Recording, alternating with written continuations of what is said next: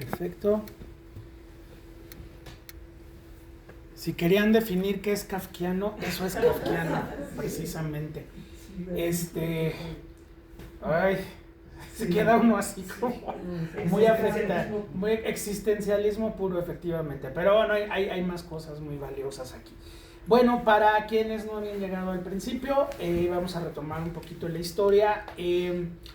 A partir de 1959 en adelante, Orson Welles se vuelve un cineasta básicamente europeo. Se la pasa años persiguiendo terminar un proyecto, de estos proyectos suicidas de Orson Welles, de empezar a filmar sin dinero y empezar a filmar como se puede.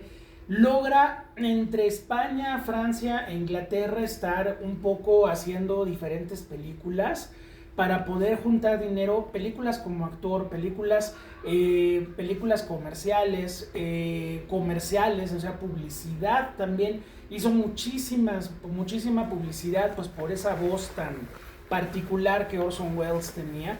Y se la pasa persiguiendo terminar una versión de Don Quijote que nunca va a poder terminar y que va a ser una de sus frustraciones más grandes en la vida. Pero entre Don Quijote y que filmaba una semana, se acababa el dinero, tenía que hacer otra película y luego regresar a filmar a España, y que, pues bueno, el Quijote de Wells en algún momento se trató de restaurar, o se trató por lo menos de tener la mayor cantidad de pietaje filmado. Lástima que se lo encargaron a un director de películas cuasi porno españolas que se llamaba Jess Franco. Y bueno, pues hizo obviamente una estupidez con todo el material que tenía Orson Welles. Y la verdad uno ve eso y no se antoja. Vayas con de esas películas que dices, qué bueno que no la acabó. Porque la verdad se veía muy chafa lo que estaba pasando ahí. Pero bueno, en la cabeza de Orson Welles así es como funcionan las cosas. Apareció este productor que se llama Alexander Salkind, que luego en los 70 se vuelve un productor muy importante porque, pues bueno, por ejemplo, es el productor de Superman, es el productor de Santa Claus, es el productor de películas muy grandes, muy hollywoodenses en muchos sentidos. Y aquí, pues bueno, aprovechando que Orson Welles anda en Europa, pues lo invita a hacer un proyecto. Como es uno de estos productores muy a la vieja usanza, algunos, digo, no todos son Dino De Laurentiis ni Carlo Ponti, pues bueno, le invita a hacer un proyecto que esté basado en una novela, ya lo hablábamos un poquito al principio, que esté libre de derechos, ¿no? O sea, codo a más no poder, pero le dijo a Orson Welles, pues yo le echo la mano, maestro, y usted, mire, aquí tengo esta lista de 80 novelas que están libres de derechos y que podemos filmar. Entonces Orson Welles, ¿ustedes creen que se iba a quedar con el proyecto más suavecito de todos? No, pues se va sobre Kafka, ¿no? Y le dice a Alexander Salkind, pues yo quiero filmar el proceso. Entonces, bueno, empieza un proceso precisamente muy complicado en términos estratégicos porque, pues bueno, aquí lo hemos platicado muchas veces, no puedes llegar a un set de filmación sin saber qué vas a hacer. Es muy complicado empezar a filmar una película y no tener el presupuesto completo para poder hacerla. Y en este caso, Alexander Salkind le dijo, mire, vamos a empezar a trabajar, pero pues yo le consigo el dinero. Nunca, amiguitos, hagan eso, porque finalmente lo que va a pasar fue lo que le pasó aquí a Orson Welles. Ahora, claro, finalmente Orson Welles sabe trabajar sin dinero, y trabajando y viviendo, y sobre todo, Orson Welles es Orson Welles. Entonces, por ejemplo, todos los actores que ustedes vieron aquí, algunos ya son viejos conocidos de nosotros. Por ejemplo, Akim Tamirov, que es este actor que la semana pasada Orson Welles ahorcaba encima de la cama con Janet Leigh drogada ahí, pues bueno, aquí aparece nuevamente. Y por ejemplo, hay 3 figuras muy importantes de ese momento en el cine internacional que son verdaderas superestrellas del cine europeo, empezando por la señora Jeanne Moreau, que pues es la inspiración de la nueva ola francesa, ¿no? Ya hizo Ascensor para el Cadalso, ya hizo Los Amantes, Aquí cuando está filmando esta película, François Truffaut la invita a hacer Jules y Jim, que es un madrazo, y luego va a venir Le Journal d'une femme de chambre, el diario de una recamarera de un tal Luis Buñuel. Entonces, bueno, la Moró está aquí, o sea, es como, no sé, llevarte a tu casa que te cante Dua Lipa, o sea, una cosa de ese tamaño. Romy Schneider, pues bueno, en este momento Romy Schneider es la Romy Schneider que empieza a trabajar con Visconti y empieza a enamorarse fatalmente, porque esa fue la bronca en su vida, enamorarse de Alain Delon. Entonces, ¿verdad? Entonces, bueno, aquí tenemos a la Romy Schneider y es el maestro Anthony Hopkins. Anthony Perkins, pues viene directamente de Psicosis, que se vuelve una de las películas más importantes de toda la historia del cine. Había filmado una película que se llamaba Deseo bajo los olmos también, que era una adaptación de Tennessee Williams, donde un hijastro se enamora de su madrastra y bueno, pues es una tragedia espantosa. Y pues aquí Anthony Perkins decía, o sea, lo mismo de Janet Leigh la semana pasada, ¿no? O sea, cuando Orson Welles nos habló y nos dijo, yo quiero que ustedes estén en mi película, dijimos, o sea, no leemos ni el guión.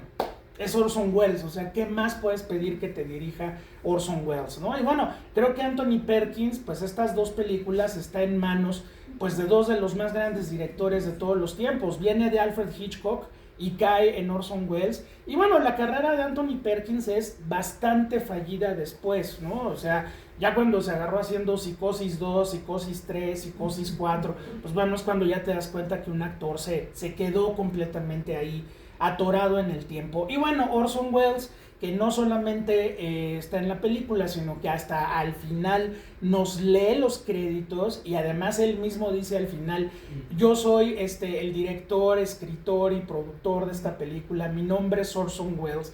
Pues qué mejor manera de decir esto que acaban de ver ustedes soy yo, o sea, no hay nadie más. Porque bueno, Alexander Salkind, aunque sale al principio su crédito en la producción, pues se hizo bastante güey con el dinero y eso empezó a meter en muchas broncas a Orson Welles. Pero finalmente Orson Welles saca la película.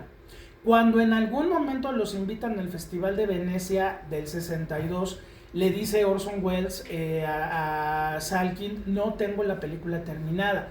No, pero ¿por qué? Si viene Venecia. Oye, usted me dijo que me iba a conseguir el dinero y ahora me presiona para que termine la película. ¿Dónde está el dinero? El dinero nunca llegó. Realmente lo que hace Orson Welles era pues lo que hacen algunos grandes artistas en la vida, que es estar pidiendo favores, es decir, oiga, soy Orson Welles, ¿me presta este edificio?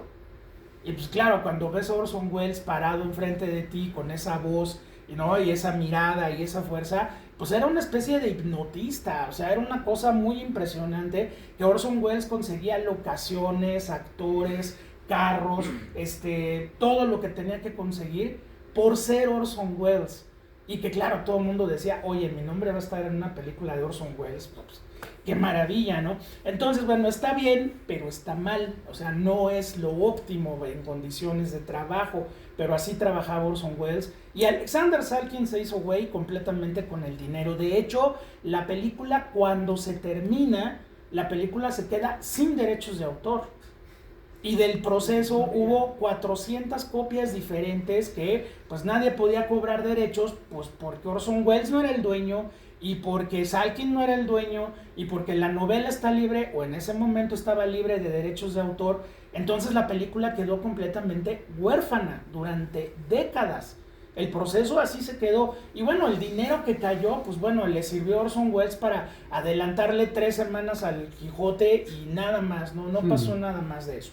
Ahora, bueno, vámonos a la parte, siempre es importante hablar en el cine, siempre es importante hablar del cochino dinero porque finalmente es una parte del proceso creativo de Welles. Ahora, bueno, el enredo empieza desde la propia novela de Kafka, ¿sí? O sea, recuerden que Franz Kafka fue un escritor que conoció el mundo cuando Kafka ya estaba muerto. Kafka murió en 1924, en 1925 su abogado, precisamente, que espero que no se llevaran tan pesado como aquí en la película, él le dijo a su abogado, te dejo una orden muy específica, destruye absolutamente todo lo que yo escribí para que no se publique jamás. Obviamente el abogado, en el momento en el que Kafka ya no estaba vivo, Kafka muere a los 40 años de edad de una tuberculosis que le pega particularmente en la garganta y lo mató prácticamente de hambre. O sea, Kafka no murió de tuberculosis, murió de hambre. Ya no pudo comer los últimos meses de su vida y literalmente murió de inanición. Entonces, pues bueno, el abogado inmediatamente que ve todo lo que tiene escrito Kafka, no solamente lo va a publicar, o sea, las obras de Kafka se publican en 1925, en ese año aparece La Metamorfosis, y en ese año va a aparecer El Castillo, y en ese año va a aparecer El Proceso, pero el abogado encuentra hojas, encuentra capítulos sueltos, y entonces, pues en vez de poner el capítulo 1, 2, 3, 4, 5, pone el capítulo, pues como él los fue leyendo, pues empezó a poner el capítulo 1, 3, 5, 2, 4, y pues claro, se hizo un desmadre, pero así fue como se publicaron finalmente las obras de Kafka. Entonces, a Wells le gustaba mucho El Proceso porque decía, es la obra kafkiana por excelencia, ¿no? O sea, no es solamente la historia del señor que amanece convertido en escarabajo, que es La Metamorfosis, o como Woody Allen luego hace un cuento donde un escarabajo despierta convertido en Franz Kafka, que es muy divertido. No, sino la historia pues de lo que es lo kafkiano al máximo, ¿no? O sea, la historia de un señor que se llama Joseph K., como la gran mayoría de sus personajes, siempre están marcados nada más por una letra, y este personaje lo están acusando. Llegan a su casa, como ustedes vieron, llegan a su casa y le dicen, usted es culpable, y se va a ir a la delegación de policía. ¿Pero qué hice? Bueno, allá le van a decir qué hizo, ¿sí? ¿Pero por qué? Pues porque así son las cosas. Y entonces, pues Joseph K. empieza toda la película a decir, ¿qué hice? ¿Qué hice? ¿En qué momento hice algo? ¿Por qué me están acusando? Cuando va finalmente a este universo propio que se llama el tribunal, pues se da cuenta que es realmente un sistema autoritario que lo está acusando aparentemente sin ninguna razón, pero el terrible problema del personaje es que las culpas que tiene en la vida le empiezan a jugar chueco, y en vez de defenderse y en vez de decir yo no soy culpable, dice no, igual y sí hice algo, quién sabe, porque pues en la escuela el profesor eso que cuenta es terrible, ¿no? El profesor se le perdía algo del escritorio, seguro fuiste tú, Joseph K., y pues no, pero él creía que sí, entonces igual y yo me lo robé, ya no me acuerdo, ¿no? O sea, se vuelve un personaje kafkiano en ese sentido. Entonces a Orson Welles le fascinaba este asunto, pues bueno, trabajar con Welles era una experiencia kafkiana en ese sentido también, ¿no? O sea, un director que no tiene lana pero está filmando, un director que no tiene un guión acabado pero está filmando, un director que te dice no va a haber dinero pero pues ahí está la película, ok, será trabajar también con un personaje de ese tipo. Entonces Orson Welles se pone a trabajar el guión, se pone a trabajar en muchas cosas, y bueno, Anthony Perkins y Romy Schneider y Jean Moreau contaron muchas veces cómo fue el rodaje del Proceso. Bueno, cuando tu productor se hace güey y te abandona, pues obviamente Orson Welles quedó con el control creativo de la película, y lo que hizo fue empezar a aprovechar como si fuera una película del cine mexicano de los 90, todo lo que tienes a tu alrededor para hacer las cosas. ¿Por qué les digo esto? Porque, por ejemplo, hay dos películas del cine mexicano de los 90 que aprovecharon cosas de una forma extraordinaria, no se notan hasta que alguien te las cuenta y dices, eso es creatividad y eso es la miseria de un cine mexicano que tenía que sobrevivir así. Por ejemplo, cuando ustedes vuelvan a ver Cronos de Guillermo del Toro, en el prólogo hay 2 o 3 imágenes que dices, wow, qué imágenes tan padres, han de haber sido carísimas, ¿no? Por ejemplo, el prólogo, que es esto donde el alquimista arma la invención y la invención se pierde y no sé qué. Si se acuerdan, hay un tipo que está colgando de cabeza en una bandeja, la sangre cae en una bandeja y la escalera, se ve una escalera gótica padrísima, ¿no? Y tú piensas, una locación inglesa increíble. No, es la Casa Lam. Nada más que el gordo tenía una directora de arte que era la hija de Gabriel Figueroa, que era Tolita Figueroa, y que dijo, escalera, a ver, ¿dónde tengo una escalera? La Casa Lam, y te vas y filmas a la Casa Lam, donde el alquimista es víctima de un derrumbe y una estaca se le clava en el corazón y muere el personaje.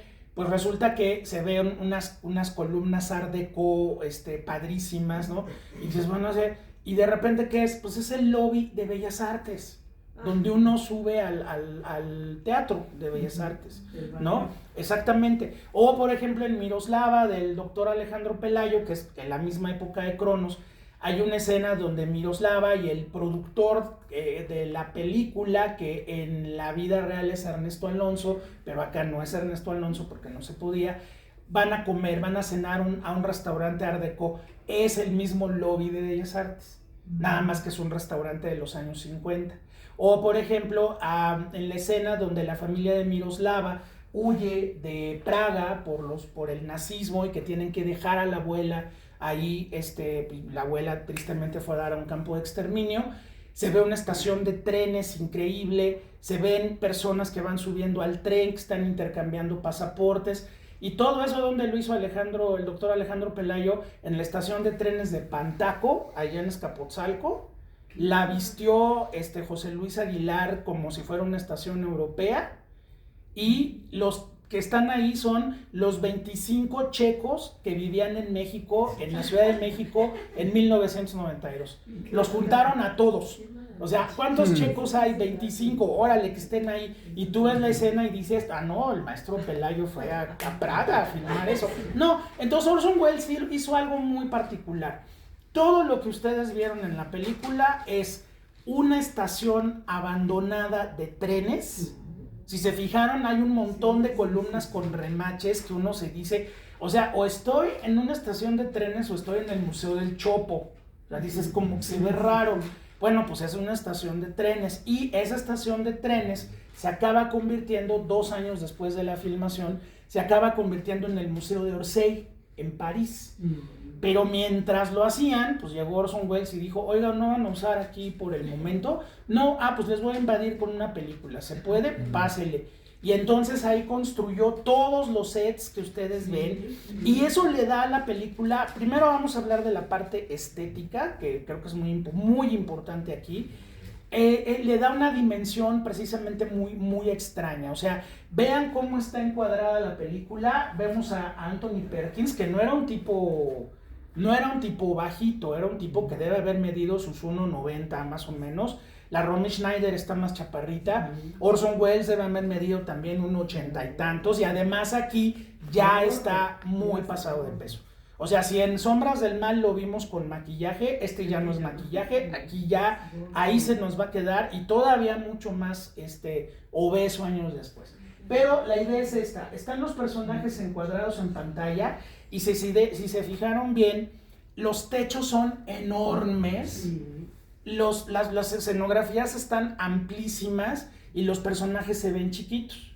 Luego, en otras escenas, tenemos esta profundidad de campo de los expedientes, la fila infinita de expedientes que están así, y como que el personaje se fuera hacia un túnel cada vez que se mueve hacia adentro o hacia afuera, ¿no? Entonces, pues bueno, las dimensiones del proceso, pues la locación le dio a Orson Welles perfectamente bien. Por ejemplo, decía Orson Welles, no me importa que cuando van a ver al abogado, toda esta escena larguísima del abogado, dice, no me importa que haya una cama en medio de una estación de trenes, porque finalmente estamos en un mundo completamente enloquecido, ¿sí? Entonces, bueno, por un lado tenemos esas perspectivas. Nuevamente recurrir al blanco y negro. O sea, Orson Welles es un cineasta de blanco y negro, porque ahí es donde encuentra sus texturas. Aquí sobre todo, por ejemplo, esta parte del final, cuando el personaje va corriendo entre las maderas y las niñas lo van persiguiendo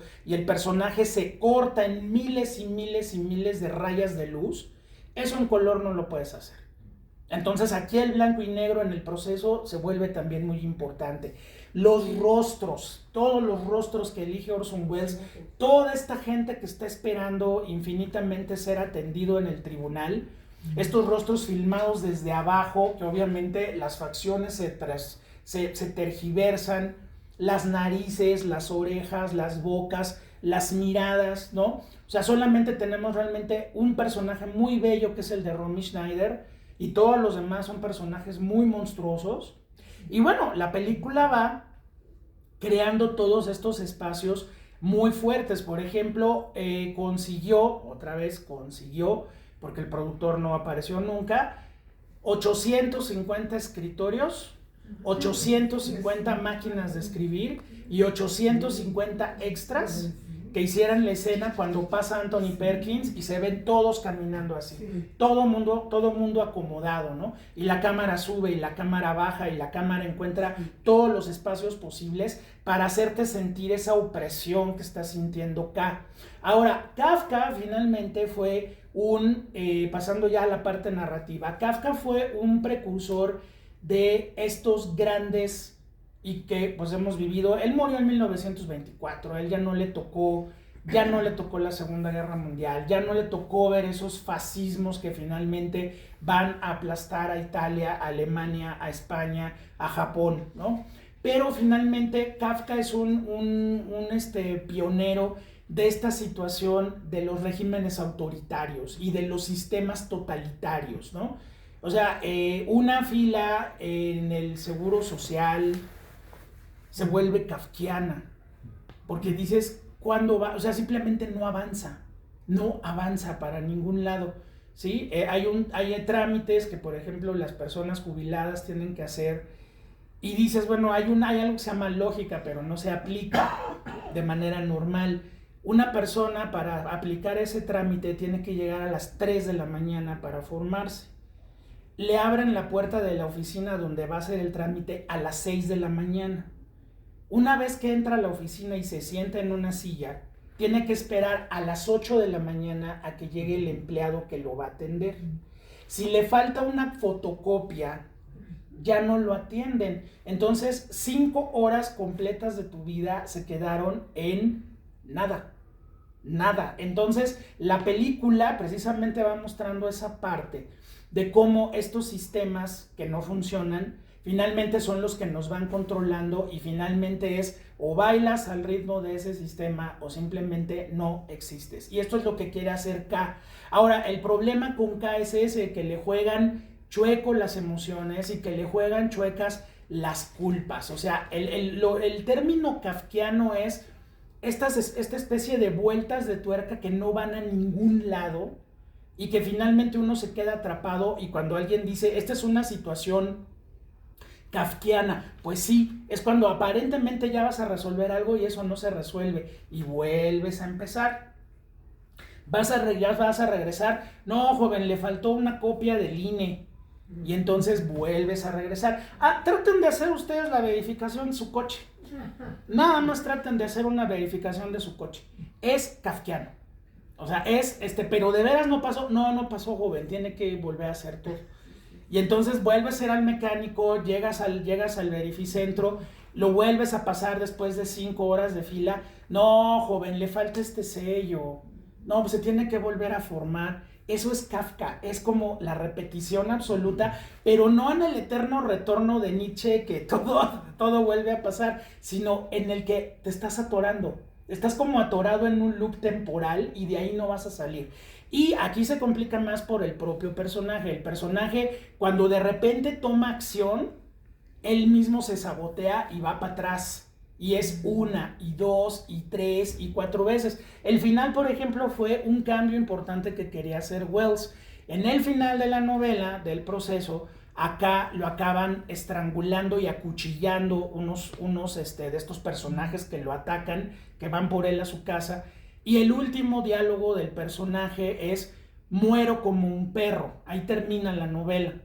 Pero Orson Welles dice, el personaje y todos los personajes de Kafka también tienen mucho asunto de que son judíos. Dice, entonces, estamos a 20 años del Holocausto, no quiero poner esa imagen tal cual. Y entonces lo resuelve de esta manera que es todavía mucho más extraña. Estos personajes que van por él en la madrugada se lo llevan por una ciudad, luego llegamos a las afueras de la ciudad, llegamos a un tiradero, lo echan ahí entre la basura, ¿no? El wasteland, ¿no? La tierra de nadie. El personaje se empieza a desnudar, se paran estos tipos enfrente y empiezan a pasarse el cuchillo de un lado a otro. Le pregunta a Peter Bogdanovich a Orson Welles qué quieren hacer por eso, por qué empieza a decir yo no me voy a suicidar, porque al estarse pasando el cuchillo de un lado a otro, quieren que se desespere de tal forma que él agarre el cuchillo y se mate. Por eso les dice yo no me voy a suicidar, ustedes, ¿no? Y de repente este par de gordos se mueven y se levantan y el otro les dice, no, ustedes tienen que hacerlo. Y como si fuera una caricatura del coyote y el correcaminos, le avientan un fajo de dinamita y finalmente K vuela por los aires y nos pone a dejar de sufrir a todos, porque dices, bueno, no sé si que lo acuchillaran era un buen final o que le echaran dos cartuchos de dinamita sea lo mismo, pero finalmente K termina destruido por el sistema. Hay una parte musical muy importante, este tema que está suene y suene y suene. En aquel momento era un tema que apenas se había estrenado para el público occidental. Este es un adagio de Tommaso Albinoni que se empezó a interpretar por primera vez a partir de 1957 y a Welles le gustaba mucho. Entonces, pues bueno, lo pone en la película y sí, hay momentos donde ese adagio te lleva a una melancolía y a una tristeza muy grande por lo que estás viendo en la película, que finalmente es una película temporal, o sea, sí se ven los personajes, algunos se ven como de los 60, pero algunos se ven de los 40, y la película no pierde ninguna vigencia, porque ahora los sistemas son infinitamente peores. Ahora métanse ustedes a una página a tratar de hacer un trámite y que la página está cargando, ¿no? Un día, 2 días, 3 días, ¿no? Y entonces es exactamente lo mismo, pero ahora es digital, ahora es virtual, ¿no? Entonces, bueno, Welles hace una película muy extraña, de repente es una absoluta incoherencia lo que estamos viendo, o sea, de por qué yendo al abogado tiene que ir a ver al pintor. ¿El pintor qué? El pintor está rodeado de unas niñitas asesinas o no sabemos muy bien qué, que pellizcan y muerden y se quieren meter a su casa y no sé qué. O sea, de repente uno está como en Alicia en el País de las Maravillas, ¿no? O sea, la puerta está arriba, nada más falta que empiece a salir el conejo blanco y la oruga y la fiesta del jardín y no sé qué. O sea, realmente la película es, y bueno, ya que pasaron los años, en su momento obviamente la película fue un fracaso rotundo, porque, o sea, no había forma, pero otra vez ya estamos en una nueva generación. Entonces esta película la ven los Coppola, los Bogdanovich, los Scorsese, los Truffaut, pues obviamente está filmando en el momento en el que toda la nueva ola francesa está filmando y están vueltos locos de que esté Orson Welles filmando en París. Entonces ya estamos hablando de un Orson Welles que está llegando a unos límites de expresión personal muy importante, y ya con eso termino.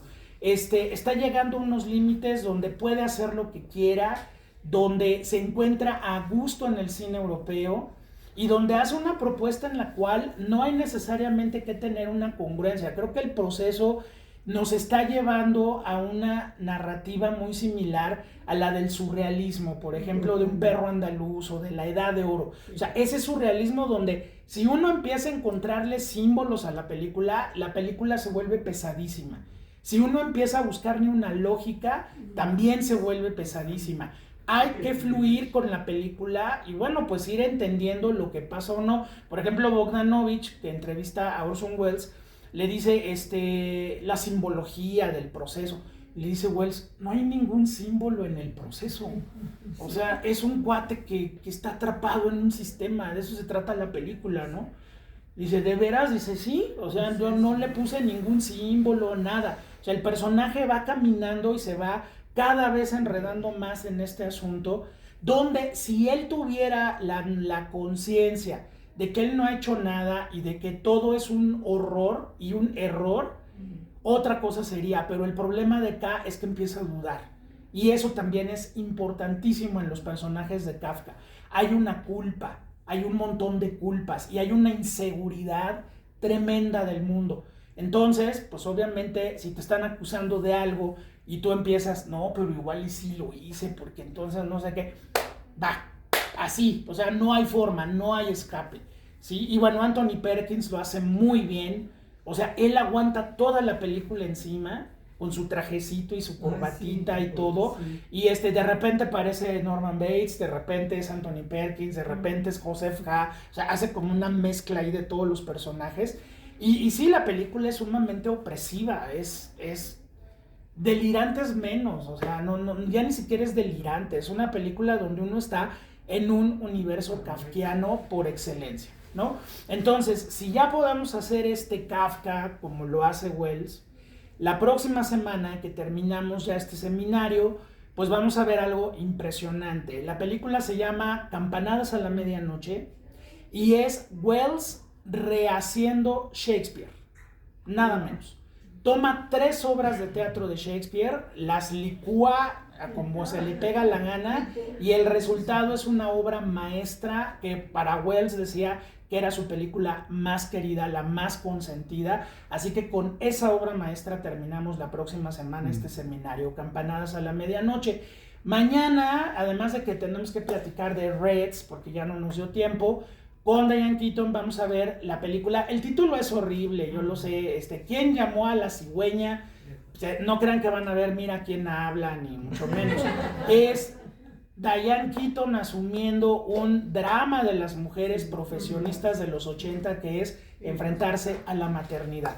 Entonces, pues bueno, mañana la vamos a pasar muy bien con Miss Diane Keaton, pero mientras tanto, pues bueno, hoy pudimos ver el proceso. A ver, Norma, yo estaba pensando en ti toda la película. No, bueno. A ver. Entonces, por una parte, me recordó Brasil. Totalmente. Sí, o sea, desde imágenes hasta sensación, ¿no? Sí. Esta sensación de desesperanza. Y, claro, Brasil con este toque ahí como de humor negro, cosa rara. Sí, pero es como, incluso cuestiones de tomas, ¿no? Sí. Pero por otro lado, Kafka, fíjate que cuando hice la maestría de psicoanálisis, hicimos una psicodinamia sobre Kafka. Okay. Entonces, yo moría por ver esta, porque justamente todos los personajes de Kafka, o sea, sí tiene esto de que le dijo a su abogado cuate, dijo, esto se destruye y va. Y bueno, el cuate viendo el material que era, pues, afortunadamente lo publicó, ¿no? Pero es que a Kafka, el papá lo hizo añicos, claro. O sea, era... tenemos carta al padre. La carta al padre. Entonces, era un tirano de lo peor y había también un tío que en algún momento leyó escritos de Kafka cuando era adolescente. Le dijo, ahí estas porquerías, que no sé qué, y se atacó de la risa. Entonces, el cuate estaba disminuido y peor. Y algo que tenía Kafka era, por ejemplo, esta imagen que vemos de Anthony Perkins, pues ese es Kafka, ¿no? O sea, era impoluto, ¿no? Era lo que decíamos como un dandy, ¿no? O sea, así, sin una arruga, como el traje de él, pues así era Kafka. Sí.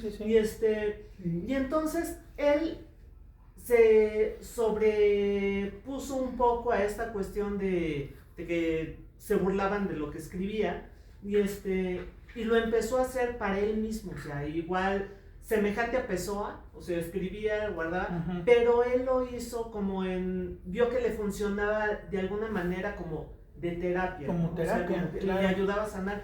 Por eso muchos de estos personajes son fulano K, ¿no? O sea, claro.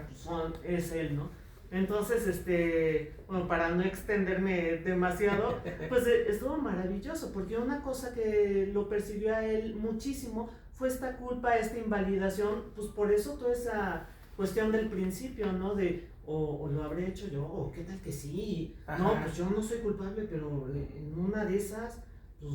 Y todo eso viene de todo ese menosprecio del padre, ¿no? La mamá de Kafka era una mujer educada y todo, que lo instruyó, lo alentó a eso, pero también disminuida por el papá, que era un patanazo, ¿no? Claro. Entonces, pues todo eso lo tenemos ahí en el, claro. en el personaje. También hay una cuestión muy importante de la sexualidad de K, ¿no? O sea, Orson Welles le puso a Anthony Perkins a dos de las mujeres más guapas de su época, que son Jeanne Moreau y Romy Schneider, ¿no? Que bueno, lo de Alain Delon es también una cosa indescriptible, pero le gustó mucho, y le gustó mucho porque, pues bueno, Orson Welles sabía además de que Anthony Perkins era homosexual y abiertamente homosexual. Desde Psicosis, Hitchcock ya había usado esta cuestión de la personalidad de Anthony Perkins para molestar a John Gavin y que John Gavin actuara, porque no había manera que actuara. Entonces Hitchcock le decía a Anthony Perkins, oye, trata de ligártelo. Y Anthony Perkins decía como, ¿por qué? Dice, pues para que se encabrone, porque es malísimo como actor, lo necesito que esté enojado. Y entonces Perkins le empezaba a hacer ciertas cuestiones y el otro se enchilaba, y era cuando Hitchcock prendía la cámara, ¿no? Entonces aquí Orson Welles también sabe eso y le dice, bueno, me va a funcionar para acá, porque, bueno, tener a Romy Schneider ahí enfrente, dices, bueno, qué belleza. La Jeanne Moreau de Jules y Jim, que medio mundo se va a enamorar de ella, y Anthony Perkins está como en su bronca, ¿no? O sea, le valen.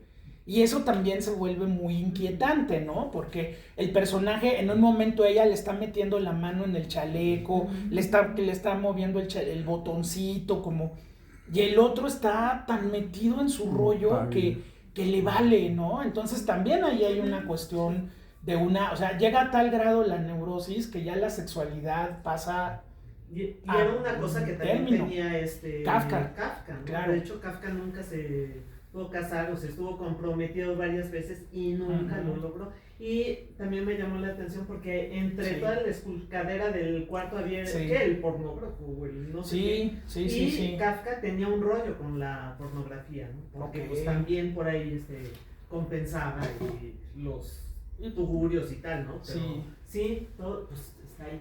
Y había otra cosa que usó Welles a favor de la película. Decía que, por ejemplo, bueno, por la época en la que la película se filma, pues no podía ningún actor, como ahora salen en cualquier programa de chismes, diciendo, ya salí del closet, ¿no?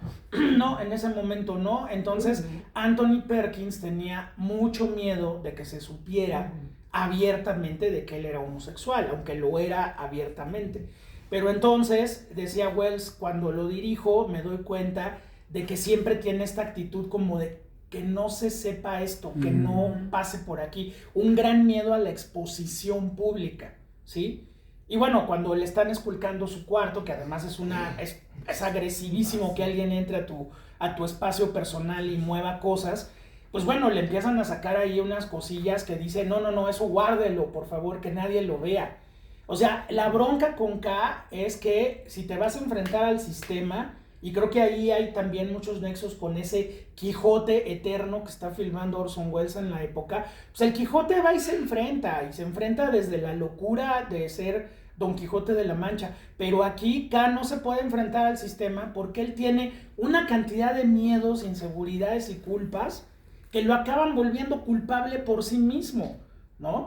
Entonces, pues ahí solito el personaje se va metiendo más y más y más y más. Y bueno, las 2 horas de la película pues son esta ratonera, este hámster que está dando vueltas alrededor de una rueda y no llega a ningún lado.